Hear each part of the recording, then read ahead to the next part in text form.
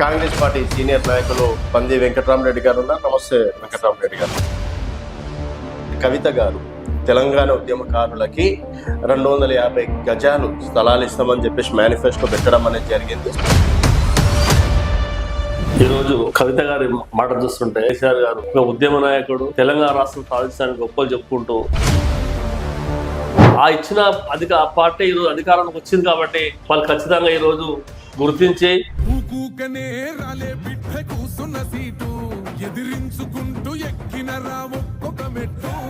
ఏదైతే front line లో ఉన్న ఉద్యమకారులకు, కొంతమంది పెద్ద మనుషులకు, కొంతమందికి ఇచ్చి చేతులుపుకున్నారు. 10 సంవత్సరాలు ఇచ్చింది మీరు మెయిన్ స్థాయిలోకి ఇచ్చారు.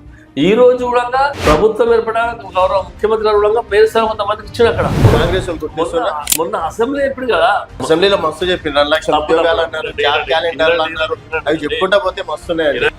ఇప్పుడు 10 సంవత్సరాలు మీరు ఇచ్చిన ఉద్యోగాలన్నీ, మీరు అమ్ముకున్న ప్రశ్నపత్రాలేని అవి తెలియదు జనాలకు. ఇప్పుడు ఏమైనా ప్రశ్నపత్రాలు అమ్ముకుంటారా? లీకేజ్ అవుతున్నాయా? ఉద్యోగాలు ఇవ్వలేదా? ఉద్యోగాలు చేసలేదా? గ్రూప్ 1 ఉద్యోగాలు మీరు అమ్ముకున్న ఉద్యోగాలు చనిపోయినప్పుడు మీరు ఏం మాట్లాడేది? ఆ రోజు ఈరోజు గ్రూప్ 1 ఉద్యోగాలు వచ్చేస్తాయి కదా.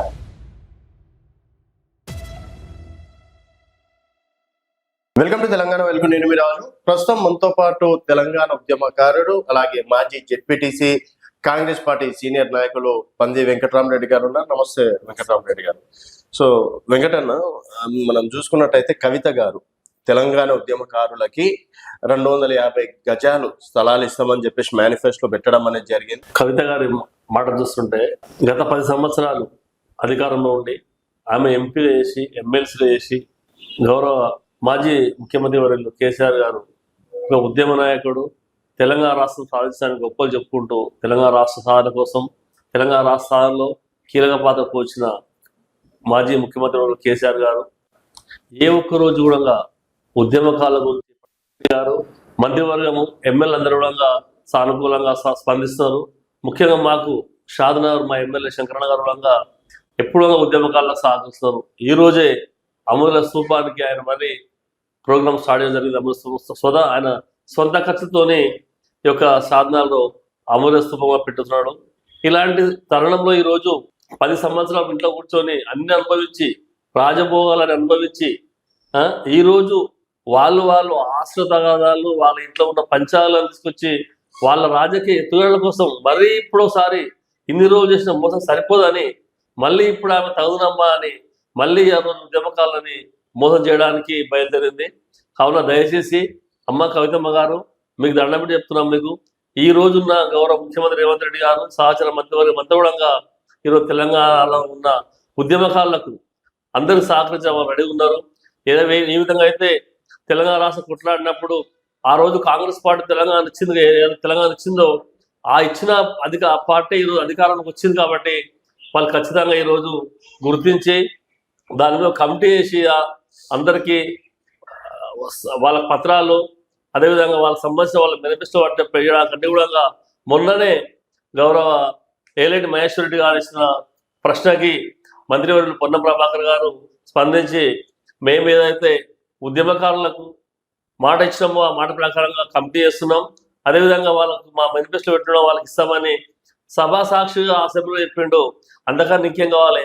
మీరు 10 సంవత్సరాలు ఒక్క రోజు కూడా ఉద్యమకాలం వచ్చి మీరు కానీ, గౌరవ మాజీ ముఖ్యమంత్రి కానీ, మీ అన్న కానీ, మంత్రివర్గం ఒక్క రోజు కూడా ఏ ఒక్క రోజు ఉద్యమకాలం గురించి మన చరిత్ర మీద కాదు. కాబట్టి ఈ రోజు అయితే వెంకటరెడ్డి గారు, సరే ఇప్పుడు అప్పుడైతే మాట్లాడలేదు, ఇప్పుడు అట్లీస్ట్ ఉద్యమకారుల గురించి ఎవరో ఒకరు, అంటే కవిత గారు జాగృతి నుంచి బయటకు వచ్చి ఫైట్ చేయడం అనేది జరుగుతుంది కదా. ఇంకో బీఆర్ఎస్ హయాంలో ఒక్కొక్కరికి 10 లక్షల రూపాయలు ఇచ్చినటువంటి ఘనత మీరు 2 సంవత్సరాలుగా ఏ ఒక్క ఉద్యమకారుడికి ఏం సాయం? 10 లక్షలు అమరవీరుల కుటుంబాలకు 10 లక్షలు ఇవ్వడం అనేది జరిగింది. సో 10 మందికి 5 మందికి బీఆర్ఎస్ పార్టీ వాళ్ళు ఇచ్చారు. ఎప్పుడు ఇచ్చారు? 2019-18 ఆ టైం. ఎవరికి ఇచ్చారు? ఉద్యమకారులకు ఇచ్చారు, అమరవీరులకు ఇచ్చారు. అమరవీరులకు 10 లక్షలు. ఉద్యమకారులకి మేము ఎమ్మెల్సీలు ఇచ్చినామని చెప్పి మేము చెప్తున్నాం కదా. ఏదైతే ఫ్రంట్ లైన్ లో ఉన్న ఉద్యమకారులకు, కొంతమంది పెద్ద మనుషులకు, కొంతమందికి ఇచ్చి చేతులుపుకున్నారు. ఇలా 2 సంవత్సరాలు మీరు ఎంత కాంగ్రెస్ రోజు 10 సంవత్సరాలు ఇచ్చిందండి మీరు మెయిన్ స్థాయిలోకి ఇచ్చారు. ఈ రోజు కూడా ప్రభుత్వం ఏర్పడడానికి గౌరవ ముఖ్యమంత్రి గారు మేరసా కొంతమందికి ఇచ్చిండు అక్కడ అదంతా కనిపిస్తుంది. మీరు ఇచ్చిండు, ఆయన కూడా ఇచ్చిండు. ఎవరికి ఇచ్చింది చెప్పండి. ఇప్పుడు మొన్న ఎమ్మెల్సీ గౌరవ ఎమ్మెల్సీ ఇచ్చారు, ఆయన రిపోర్టర్ కొంతమంది ఇచ్చిండు. ఓకే, అది కోర్టులోనే నడుస్తుంది. అంతేందుకు ఇప్పుడు కోర్టు నడుస్తుంది. ఈ రోజు గద్దారు గారు చనిపోతే కూడా ఆయన ముందు నడిపించింది. ఎంతో మంది ఉద్యమకాల ముందు రేవంత్ రెడ్డి గారు.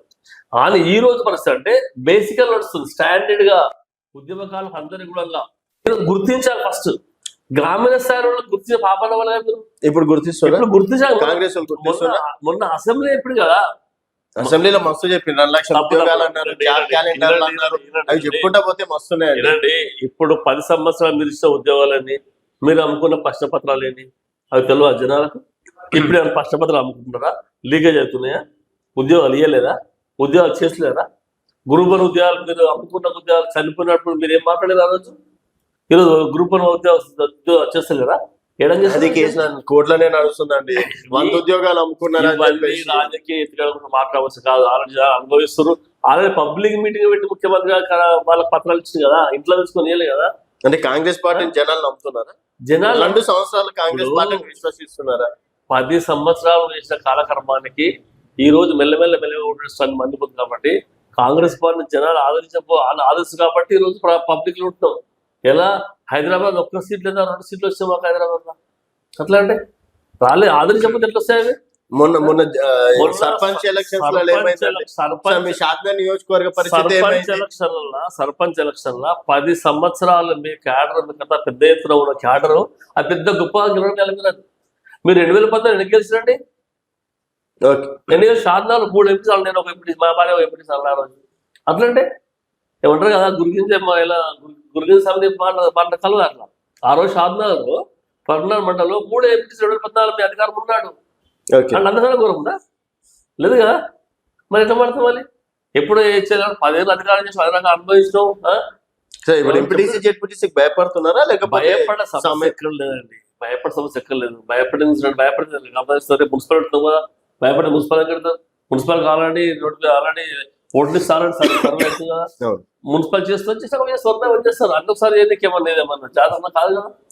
ఎలక్షన్ చేయాలి కదా, పని ఉంటుంది కదా, ఖర్చు ఉంటుంది కదా, దానికి పని చేయాలి కదా. అధికారులు కావాలి. రేపు మళ్ళీ 10th విద్యార్థులు ఎగ్జామ్స్ వస్తున్నాయి, అన్ని పెట్టుకుని కూర్చోలే కదా. చేస్తారు చెప్తారు కదా.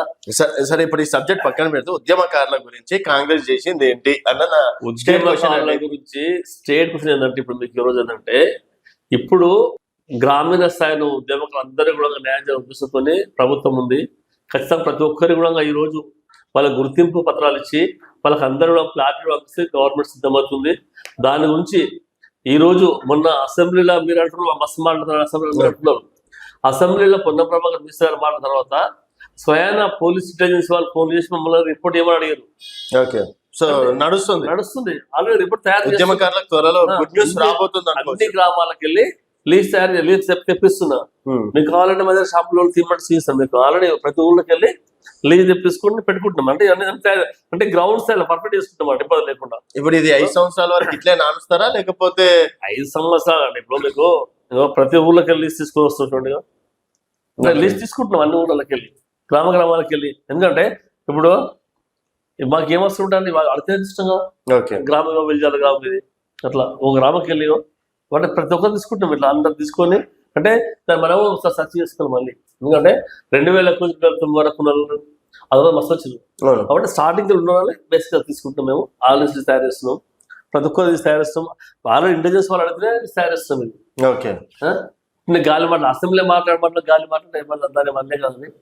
కానీ ఈ రోజు ఏంటంటే, సరే ఇప్పుడు మీ రాజకీయం కోసం కవిత మేడం గారు మీ రాజకీయం ఇప్పుడు కవిత గారు అట్లీస్ట్ ఒక స్టెప్ ముందరికి వేసింది కదా, దానికైనా మేము 2 సంవత్సరాల నుంచి ప్రతి జిల్లాలో ప్రతి తాలూడంగా ఒకరొకరు ఒక పేరు పెట్టుకొని 4 కమిటీ తయారండి మా అక్కడ కోనసర దూరంలో. నేను ఒకటి, మన శ్రీమతి ఒక ఆయన, రకరకాల అందరు చేస్తున్నాం. అందరు కలిసి ఆల్రెడీ ఇప్పటికే మొన్న మన అసెంబ్లీ స్టాండ్ కోసం మీటింగ్ అయింది ముఖ్యమంత్రి గారితో. అంటే ఇండిజన్ నడుస్తుంది అక్కడ. నీకు మేము అన్ని గ్రౌండ్స్ అన్ని రెడీ చేస్తున్నాము. ఆల్రెడీ 2 ఏళ్ళు ప్రోగ్రామ్ చేస్తున్నాడు కదా, కనిపిస్తుంది. ఆమె ఇప్పుడు ఎక్స్ప్రెస్ మొన్న వచ్చింది కేసుల కోసం 2 అయిపోయినాక ఆ ఇంట్లో పంచాయతీకి వచ్చి మేము ఉద్యమకాలు చేస్తాం, అది చేస్తాం. మళ్ళీ 10 సంవత్సరాల నుంచి కొట్లాడి ఇప్పిస్తే అమ్మ నీకు దండ బిడ్డగా దండేస్తుంది కదా. ఆ? ఇప్పుడు ఇప్పుడు స్వాగతిస్తారా అన్నది నా క్వశ్చన్. ఆమె రాజకీయ స్వార్థం కోసము వాళ్ళ రాజకీయం నిలుపుకోవడానికి కొత్త ఎత్తుగడ తప్ప వాళ్ళ ఉద్యోగాలు చేసేది ఏమి లేదు. ఇప్పుడు ఆమె రాకుండా గౌరవ ముఖ్యమంత్రి గారు ఈ కాంగ్రెస్ ప్రభుత్వం ఖచ్చితంగా అన్ని విధాలా వాళ్ళ మేనిఫెస్టో ఉద్యమకాలకు ఇస్తారు. అవి దాని ఎలాంటి అనుమానము అలాంటి ఇబ్బంది అవసరం లేదు ఎవరు కూడా. దయచేసి దీన్ని పక్కదారి పట్టించే ప్రోగ్రామ్ చేయకుండా రాజకీయ. సరే, ఇప్పుడు అసెంబ్లీ సెషన్ నడుస్తుంది. కోదండరామ్ గారు ఎమ్మెల్సీగా హౌస్ లో ఉంటుండ్రు. సో ఉద్యమకారుల గురించి ఒక మాట అయినా అడిగే ఇప్పుడు మొన్ననే కదా ఇది అవకాశం ఉందా అంటున్నాను. ఇంకెందుకు ఆడుతాం? నాకు వస్తున్నా చెప్పిండు అలాంటి సమాధానం చెప్పి అక్కడ మినిస్టర్ గారు. ఓకే, మినిస్టర్ సమాధానం చెప్పితే అడుగుతారు, సార్ అడుగుతాడు, ఎమ్మెల్యేలు అడుగుతారు, అడగరాదు కాదు. అది ఒకసారి అడిగినాక మళ్ళీ సమాధానం మళ్ళీ అడిగినప్పుడు అసెంబ్లీలో ఎలాంటి మనిషి కూర్చొని అడిగింది. అక్కడ అడిగినప్పుడు గౌరవ మినిస్టర్ గారు సమాధానం చెప్పి చేస్తామని చెప్పాడు. సమాధానం చెప్పుకోలేదు కదా, చేస్తామని చెప్పి నెక్స్ట్ డేకి వెళ్ళి మాకు ఫోన్ చేస్తున్నారు ఇంటర్వ్యూస్ వాళ్ళు, మాకు లిస్ట్ ఇవ్వాలని. అంటే ప్రక్రియ స్టార్ట్ అయ్యారు కదా. దాంతో ఎలాంటి ఇబ్బంది అక్కర్లేదు. మీరు రాజకీయాలు మీరు చేసుకోండి. ఉద్యమకారుల జీవితాలతో మీరు ఆడుకోవద్దు. మీరు రాజకీయం మీరు చేసుకోండి. మీ రాజకీయాలు మీరు అన్ని రకాలు కాబట్టి మీరు రాజకీయ మాకు ఇబ్బంది లేమ్మా. దయచేసి ఉద్యమకాలని వచ్చేదాన్ని పొడగొట్టకండి. సో ఇప్పుడు షాద్నగర్ లేదు అమరవీరుల స్తూపమా? అమరవీరుల స్తూపం సో త్వరలో చూడొచ్చు. ఎమ్మెల్యే గారు సొంత నిధులేనా? ఎమ్మెల్యే గారు సొంత నిధులతో చేస్తాం. ఓకే, ప్లేస్ అవన్నీ డిసైడ్ అయిపోయినా? అన్నీ అయిపోయినాయి. ఈ రోజు ఆల్రెడీ ఇంతకుముందు బొమ్మ చేసినాము. అయితే ఈ రోజు మళ్ళీ అంటే ఆ బొమ్మ పని చేయడానికి ఇంతకుముందే త్వరలో దాన్ని ప్రారంభం చేస్తున్నాం. అయితే మీరు గతంలో ఫరూక్నగర్ మండల్ జెడ్పీటీసీగా చేశారు కాబట్టి రేపు రానున్నది మున్సిపల్ ఎలక్షన్. షాద్నగర్ లో గతంలో చూసుకున్నట్టయితే కాంగ్రెస్ పార్టీ ఎక్కడో ఇక్కడో గెలిచినటువంటి మున్సిపల్. ఇప్పుడు మున్సిపాలిటీ కూడా కాంగ్రెస్ పార్టీ మంచి రిజల్ట్ వస్తుంది. ఈ బాలని ఇబ్బంది ఏం లేదు. ఇప్పుడు గతంలో జమానా గాలి కూడా షాద్నగర్ ఎప్పుడో కాంగ్రెస్ ఉంది. మొన్న ఒకసారి టీఆర్ఎస్ వచ్చింది. ఓకే, అదేంటి చేస్తే ఒకసారి మీకు చైర్మన్ అండి. ఈసారి ఏమో కాదు, ఈసారి అయితే కాంగ్రెస్ వాళ్ళు చైర్మన్ ఖచ్చితంగా ఇబ్బంది కాదు. పర్ఫెక్ట్ ఖచ్చితంగా కాంగ్రెస్. మీ గ్రౌండ్ వర్క్ మీకు ఉంది. మీకు రాజుగారు మీకు ఇంతకుముందు చెప్పాను నేను, స్థానిక సంస్థలు మాకు మంచి మెజార్టీ చెప్పాను మీకు ఒకసారి గత ఇంటర్వ్యూలో ఒకసారి. మొన్న మీకు సర్పంచ్ కూడా రుజువైంది. అది మీరేమన్నా మొత్తం లేదు జీరో అయిపోయింది కాంగ్రెస్ పార్టీ లేదని మాట్లాడినప్పుడు ఖచ్చితంగా మాకు మంచి మెజార్టీ వస్తుంది. మొత్తమే లేదు. ఈ రోజు మా ఫరూక్నగర్ మండలంలో 47 గ్రామ పంచాయతీలు ఉంటే 27 కాంగ్రెస్ గెలిచిన మండలం. 27 గెలిచాం అంటే మరి మాకు మేము ఎక్కువన్నట్టే కదా. కొన్ని ఊళ్ళల్లో ప్రత్యక్ష కొద్దిగా ఉంటాయి కాబట్టి తాలూకా ముందు ఇష్టకల 8 అయిపోయినాయి. అదే అంటే ఒక్కొక్కసారి ఒక రకం పరిస్థితి ఉంటుంది. వాళ్ళు సర్పంచ్ అంటే వ్యక్తిగతం వస్తాయి మాత్రం. పార్టీ పరంగా పార్టీ సింబల్ లేకపోయా, పార్టీ పరిశ్రమలు లేకపోయాడు ఏ పరిశ్రమ చేయరు. ఏదో పిలిస్తే ఒకసారి ఇట్లా వస్తామంటే కానీ మన గ్రామీణ ఇచ్చేసే లేవు కాబట్టి సర్పంచ్ అది వ్యక్తిగతం కాబట్టి దాన్ని పార్టీకి వస్తుంది. ఎందుకంటే ప్రతి సర్పంచ్ వచ్చి ఎమ్మెల్యే పనిచేసి తప్పదు. అట్లంటే ఇప్పుడు ఆల్రెడీ ఇప్పటికి మాకు ఇప్పుడు 3 సర్పంచాలు మా అంటే 3 సర్పంచ్ పార్టీకి వచ్చిర్రు. అంటే వాళ్ళు పని చేసుకోవాలి కాబట్టి గెలవడానికి ఇప్పుడు కొన్ని ఊళ్ళో ఏమవుతుంది అందరూ గెలిపిస్తారు. కొన్ని ఊళ్ళో కాంగ్రెస్ టీఆర్ఎస్ గెలిపిస్తారు సర్పంచ్. అరే భయ్ ఇప్పుడు మంచిగా గెలిపిస్తారు. అంతేగాని దాన్ని పట్టుకొని తప్పదు. ఓకే, సో ఇప్పుడు మున్సిపల్ కూడా ఛాలెంజ్ చేస్తున్నారు. అలాంటి ఎలాంటి ఇబ్బంది అసలు. సో ఒక ఉద్యమకారుడిగా కాంగ్రెస్ హయాంలో ఉద్యమకారులకు న్యాయం జరుగుతుంది. ఖచ్చితంగా న్యాయం. ఎందుకంటే గతంలో మేనిఫెస్టో పెడితే బాగుండేది. 2 సార్లు కాదు మేనిఫెస్టో పెట్టలేదు. మేనిఫెస్టో పెడితే నియోజకవర్గంలో ప్రతి ఒక్కరు కోసం చేస్తాడు. ఇలా ఎలక్ట్ మ్యాచ్ ఎట్లా కోసం చేసిండు? ఓకే, మేనిఫెస్టో ఉంది కాబట్టి ఆయన కోసం చేయగలిగాడు. ఇలా చేస్తాడా? చేయడు కదా. ఇంతకుముందు పెట్టుంటే ఎవరు అడుగు కాదు. ఒకరోజు నువ్వు ఎంతమంది ఎమ్మెల్యే కొనుక్కున్నా మీకు ప్రతి పక్క పార్టీలో ఉన్న ఎమ్మెల్యే కొనుక్కొని నింపుకోవడం తప్ప మీకు ఉద్యమకారుల మీద ఎక్కడ సాగుతుంది? ఓకే అండి, సరే చూద్దాం. మీ కాన్ఫిడెన్స్ లెవెల్, మీ నమ్మకం ఎంతవరకు కాంగ్రెస్ పార్టీ నెరవేరుస్తుందో చూద్దాం. ఉద్యమకారులకు ఎంతవరకు న్యాయం జరుగుతుందో అతి త్వరలో ఉద్యమకారులకు మంచి శుభవార్త వస్తుంది. అంటే ఇబ్బంది ఎక్కడ లేదు కాబట్టి మళ్ళీ కూడా మీటింగ్ ఉంది ఈ మధ్యకాలంలో. ఖచ్చితంగా ప్రతి ఒక్కరు ఏర్పడతాయి. అన్ని చేసుకొని మేము పర్ఫెక్ట్ కూడా 2001 నుంచి కష్టపడే ఉద్యమకాలను మర్చిపోకుండా ఏదైనా మర్చిపోతే కూడా మాకు మీలాంటి వాళ్ళు సలహాలు చేస్తారా పలా టైంలో మేము ఉన్నామని అది కూడా మీతో తెలియజేస్తున్నాం. కాబట్టి దయచేసి మంచి రిపోర్ట్, మంచి లిస్ట్ తయారిస్తామని తెలియజేస్తున్నాం. ఓకే అండి, thank you so much. So ఇది వెంకటరామరెడ్డి గారితో స్పెషల్ చిట్ చాట్. మరి త్వరలో ఉద్యమకారులకు అయితే శుభవార్త చెప్పబోతుందని చెప్పేసి కూడా చెప్పడం అనేది జరుగుతుంది. సో మీకు ఎంతవరకు నమ్మకం ఉంది కాంగ్రెస్ హయాంలో ఉద్యమకారులకు న్యాయం జరుగుతుంది అనేది మీ అభిప్రాయాలు కింద కామెంట్ రూపంలో తెలియజేయండి. చూస్తూనే ఉండండి తెలంగాణ వెలుగు.